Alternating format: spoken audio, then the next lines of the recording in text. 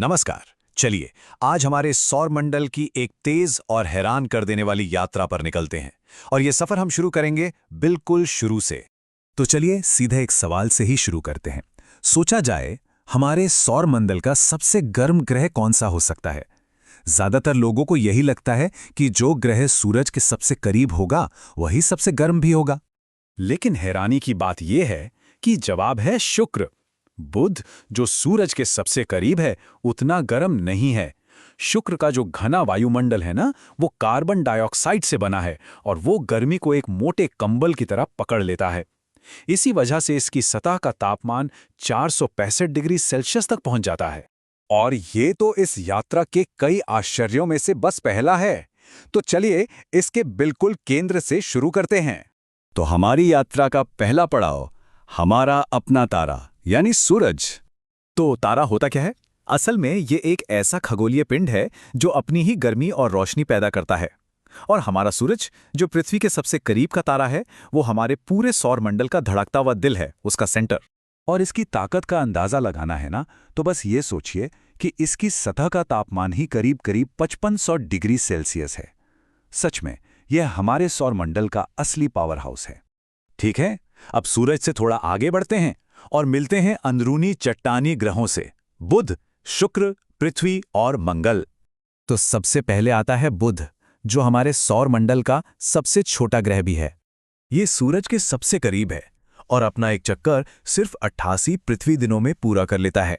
लेकिन दिलचस्प बात यह है कि इसका एक दिन 58 पृथ्वी दिनों के बराबर होता है। सोचिए जरा। इसके बाद आता है शुक्र। जैसा कि हमने देखा, ये सबसे गर्म ग्रह है, पर इससे भी ज्यादा अजीब बात जानते हैं क्या है? शुक्र पर एक दिन यानी 243 पृथ्वी दिन उसके एक साल से भी लंबा होता है, जो सिर्फ 225 पृथ्वी दिनों का है। और हाँ, रात में आसमान में ये सबसे चमकीले ग्रह के तौर पर दिखाई देता है। चलिए अब आते हैं अपने घर, हमारे प्यारे ग्रह पृथ्वी पर, सूरज से तीसरे नंबर पर। पृथ्वी को जो चीज सबसे खास बनाती है वो है इसकी सतह पर मौजूद पानी। इसकी लगभग 70% सतह पानी से ही ढकी है और इसी वजह से यहां जीवन पनप सका। हमारी अगली मंजिल है चौथा ग्रह मंगल, जिसे हम सब लाल ग्रह के नाम से भी जानते हैं। इसका ये लाल रंग असल में इसकी जमीन में मौजूद जंग लगे लोहे की वजह से है। ये एक ठंडा रेगिस्तानी ग्रह है, पर एक कमाल की बात यह है कि यहाँ का एक दिन पृथ्वी के दिन के लगभग बराबर है, 24.6 घंटे का। और यहाँ सौरमंडल का सबसे बड़ा ज्वालामुखी ओलिम्पस मॉन्स भी है। ये इतना बड़ा है कि माउंट एवरेस्ट से लगभग 3 गुना ऊंचा है। तो अब इन चट्टानी दुनियाओं को पीछे छोड़ते हैं और आगे बढ़ते हैं बाहरी विशाल ग्रहों की ओर। शुरुआत करते हैं गैस के दानवों से। और सबसे पहले है बृहस्पति, हमारे सौर मंडल का राजा, सबसे बड़ा ग्रह। ये कितना बड़ा है, जरा इस चार्ट पर एक नजर डालिए। पृथ्वी तो इसके सामने एक छोटे से कंचे जैसी है। सच तो यह है कि बृहस्पति इतना विशाल है कि इसमें सौर मंडल के बाकी सभी ग्रह समा सकते हैं।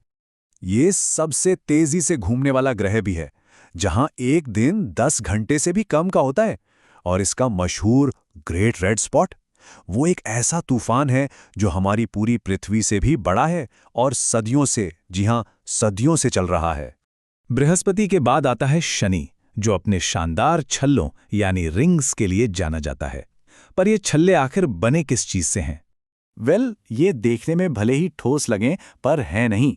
शनि के छल्ले असल में अनगिनत छोटे छोटे कणों से बने हैं और उनमें से लगभग 90% सिर्फ बर्फ है।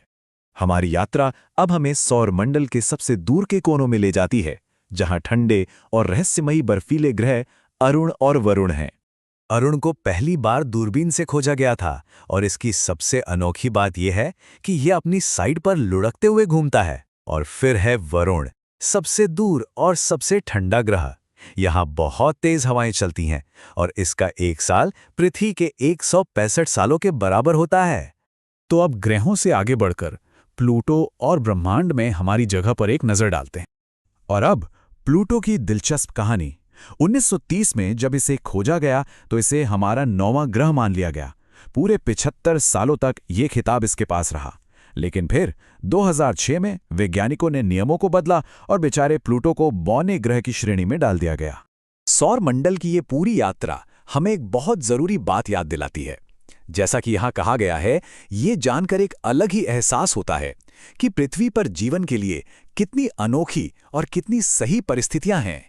तो इस सफर के अंत में एक सवाल के साथ छोड़ते हैं। अगर हमारे सौर मंडल में पृथ्वी के अलावा कहीं और जीवन की खोज होती है तो वो कैसा दिख सकता है? सोचने वाली बात है ना।